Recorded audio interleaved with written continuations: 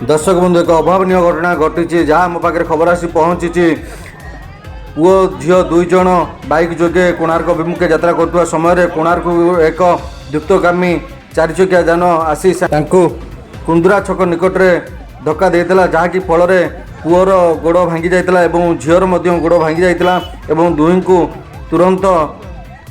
108 ambulance को call कराइला जेहेतु न आसवा फल फायर गाड़ी में गोप को निया जाइतिला एवं सेठी फास्ट ट्रीटमेंट करा जाई तांकू पठा जाइतिला कैपिटल हॉस्पिटल को एवं जो द्रुतगामी गाड़ी माड़ करता गाड़ी नंबर हूँ OD02DF0103 गाड़ी जना पड़ू भुवनेश्वर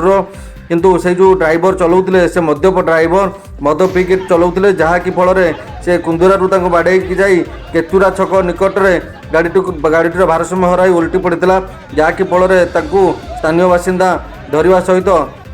पुलिस जिम्मा देते यही स्थानीय बासिंदा जहाँ रोचे स्थानीय बासिंदा दाबी रोचे यही बारंबार एक्सीडेंट घटुची यही रास्तार निमापड़ारू कोणार्क रास्तार जहाँकि फल पुलिस एक 41 केस